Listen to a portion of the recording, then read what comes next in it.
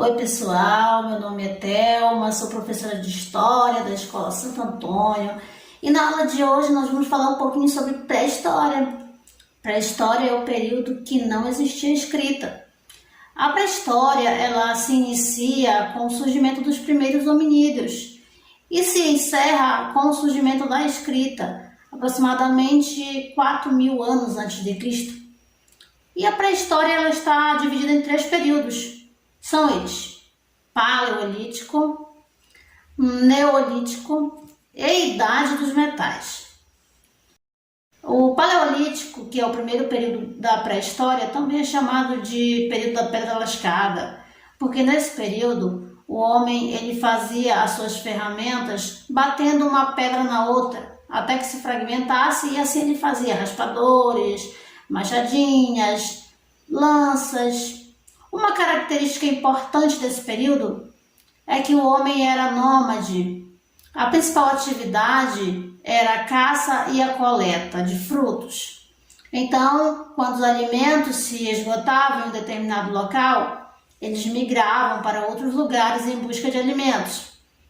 Nesse período, o homem aprendeu a controlar o fogo. E com isso houve algumas melhorias, como eles passaram a se aquecer do frio, como eles moravam nas cavernas, Eles geralmente eram atacados por animais ferozes e eles passaram a utilizar o fogo para afugentar os animais ferozes. Da pré-história é o Neolítico, que também é chamado de período da Pedra Polida. Nesse período surge a agricultura. Então, com o surgimento da agricultura, o homem passou a domesticar os animais, passou a plantar os vegetais e deixou de ser nômade, passou a ser sedentário, passou a construir a sua própria moradia, E com o surgimento dessas novas atividades, houve a necessidade de aperfeiçoar as ferramentas e com isso o homem passou a polir os utensílios feitos de pedra.